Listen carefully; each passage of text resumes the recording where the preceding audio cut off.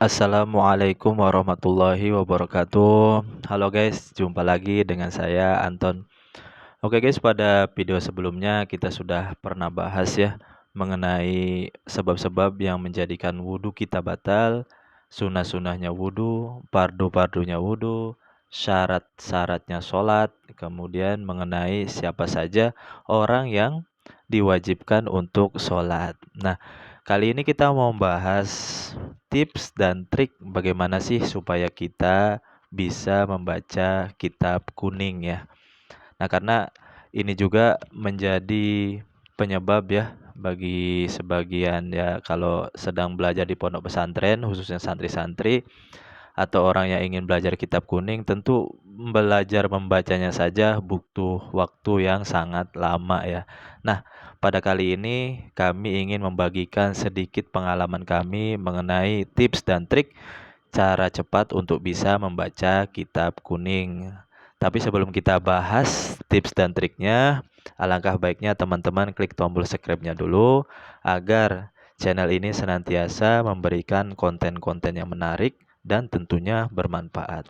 Oke, kitab kuning nih kitab yang yang sering dipelajari di pondok-pondok pesantren ya, baik pondok pesantren yang ada di Indonesia maupun di seluruh dunia. Dan tidak semua orang bisa membacanya. Karena sulit ya membaca kitab kuning nih atau bisa dikatakan kitab tanpa harokat. Nah, bayangkan tanpa harokat. Kadang yang ada harokat saja kita masih susah untuk membacanya apalagi tidak ada harokatnya. Oke, langsung saja tips yang pertama adalah bagaimana kita ini memiliki keyakinan pasti bisa. Nah, kalau kita memiliki keyakinan pasti bisa, maka maka Allah Subhanahu wa taala nih akan memudahkan kita untuk untuk sesuatu yang kita ingin raih atau sesuatu yang ingin kita capai ya, seperti itu. Karena ada keterangannya, man salaka thoriqan yaltamisu fihi ilman sahalallahu lahu thoriqan ilal jannah. Barang siapa yang memudahkan langkah kakinya menuju ilmu atau menuntut ilmu, maka Allah Subhanahu wa taala akan memudahkan langkah kakinya nanti menuju ke surga, seperti itu ya. Nah, jadi pertama punya keyakinan pasti bisa, seperti itu. Yang keduanya, bagaimana kita nih tahu atau benar-benar paham dan hafal teori nahu dan sorob. Teori nahu, ilmu nahu dan ilmu sorob. Nah, di sini ilmu nahu dan ilmu sorob seperti bapak dan ibu, dalam arti dua ilmu yang tidak bisa dipisahkan. Ini dua-duanya sebagai bahan untuk kita bisa baca kitab kuning. Kalau hanya nahu saja tanpa sorob, maka tidak akan sulit untuk baca kitab kuning. Kalau sorob saja tanpa nahu pun seperti itu. Jadi ilmu dasar nahu dan ilmu dasar sorob tuh kita harus harus harus paham teorinya dan kemudian kita pun sering-sering mempraktekannya. Dari misal kayak ilmu nahu, pengertian kalam, apa itu kalam? Al-kalamu walabdul murakabul mufidu bil wad'i. Nah, misal itu kalau di Jurmiyah, kalau misal di Imriti, kalamuhum labdum mufidun musnadu wal kilmatu labdul mufidun muprodu. Nah, itu kalau di Imriti, nanti ada lagi di Alfiyah dan lain sebagainya. Nah, kita nih mungkin susah untuk menghafal semuanya ya. Nah, jadi kasih kita ini kesempatan untuk kira-kira satu kitab yang kita hafal. Kalaupun nggak hafal, yang penting paham, seperti itu. Dan misalnya seperti sorob ya, seperti sorob, apa itu masdar, apa itu fa'il, apa itu maf'ul dan lain sebagainya. Kemudian kita pun hafal tasrifnya. Tasrif itu seperti perubahan katanya, harus hafal. Kayak misal contohnya seperti yang saya sebutkan ini, fa'ala yaf'ulu fa'alan wa maf'alan fahuwa fa'ilun wa dzaka maf'ulun uf'ul la taf'ul maf'alun maf'alun mif'alun. Nah, seperti itu. Nanti ada wazan-wazan nih, baik sulasi majid, sulasi mujarrad dan lain sebagainya. Nah, itu nanti kita nih usahakan paham teorinya dan juga paham langsung praktek, seperti itu ya. Bisa paham, bisa hafal dan bisa menyampaikan, itu alhamdulillah sekali. Nah, jadi bagaimana kita bisa usahakan ya ilmu nahu dan ilmu sorob serta tasrifnya. Terus yang ketiga, tips dan trik yang ketiga kita baca kitab kuning, yaitu banyak baca kitab atau banyak baca kitab. Nah, misal ada harokatnya. Kemudian artinya untuk arti itu langsung kita buka kamus ya, banyak buka kamus. Dalam arti begini, seandainya kita menemukan lapas nih, contohnya kita menemukan lapas atau kata alhamdu. Alhamdu itu kita cari di kamus artinya apa? Oh, rupanya artinya pujian ya. Maka ini kalau bisa pujian ini dihafal, tulis ya dalam satu dalam satu buku atau satu kertas, tulis alhamdu artinya pujian. Setiap kalimat alhamdulillahi, lillahi itu artinya apa? Milik Allah. Tulis lagi sampai terus sampai kira-kira satu kitab itu ada kata-kata yang kira-kira sulit untuk dimengerti atau sulit untuk tahu artinya, buka kamus kemudian dicatat seperti itu. Nanti ketika kita sudah selesai menghatamkan satu buah kitab, maka kita punya catatan-catatan kamus milik kita sendiri seperti itu. Jadi kayak ada kenang-kenangannya atau kayak ada karya tulisnya seperti itu. Jadi banyak buka kamus, kemudian kalau bisa dalam sehari itu menghafal lah kurang lebih 5 mufrodat atau 5 kosakata kayak misalnya alhamdu artinya segala pujian, alhamdu artinya segala pujian, lillahi milik Allah. Robi artinya merajai, Robi artinya merajai, seperti itu. Jadi seperti kita menghafal ya, menghafal minimal 5. 5 minimal kita menghafal dalam satu hari. Nah, bayangkan kalau kali 30 hari berarti berapa ya? Jadi banyak buka kamus dan menghafal kosakata. Terus yang ke berapa tadi? Yang pertama niat, yang kedua paham teori ilmu dasar nahu dan sorob tasrif, yang ketiganya banyak buka kamus atau menghafal mufrodat. Terus yang keempatnya banyak praktek baca kitab seperti itu. Banyak praktek baca kitab. Jadi kita bisa beli 2 buah kitab. Misal kitab yang sama nih.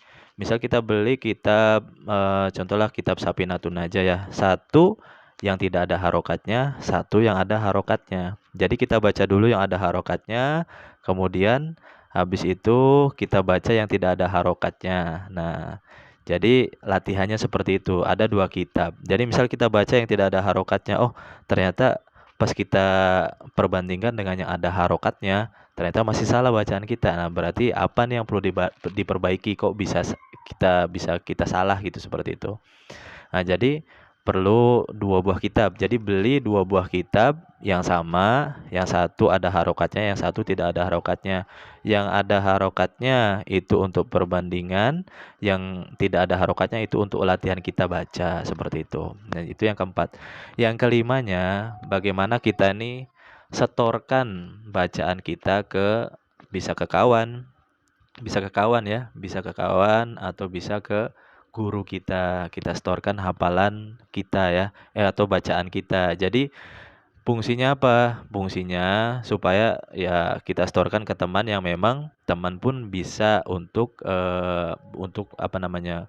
Ya untuk memperbaiki ya, bisa untuk memperbaiki, guru pun seperti itu, bisa untuk memperbaiki bacaan kita. Jadi enak seperti itu. Enaknya apa? Enaknya nanti kita cepat bisanya kalau kita sering storekan ke teman atau ke guru kita, seperti itu. Cuman ya tetap kalau kita mau storekan ya harus apa ya, harus lihat kondisi teman atau guru kita waktu kapan yang pas untuk setoran gitu ya.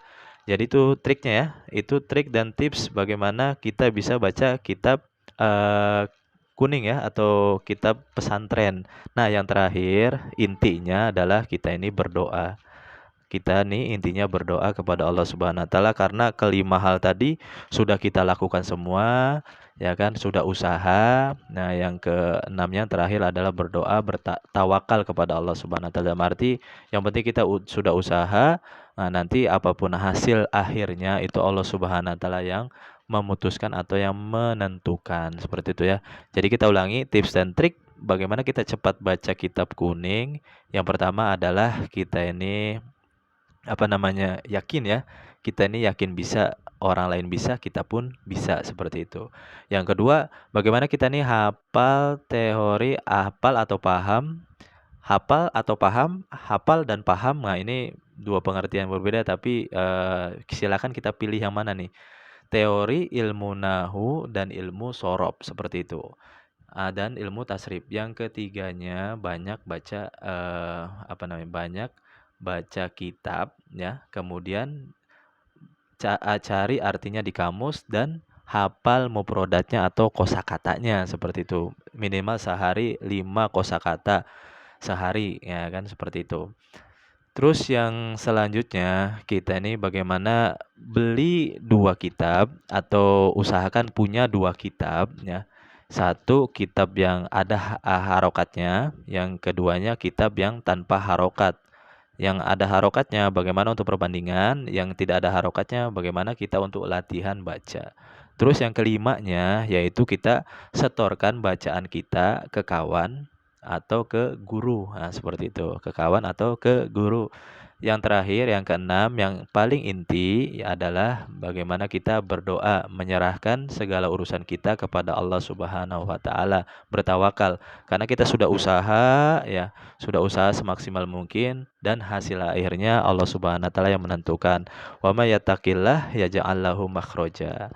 Barang siapa yang bertakwa kepada Allah Subhanahu wa taala, maka Allah Subhanahu wa taala akan kasih jalan keluar. Ya, mudah-mudahan tips dan trik tadi yang saya bagikan mudah-mudahan bisa memudahkan kita untuk bisa membaca kitab kuning, karena ini baru membaca ya, guys ya.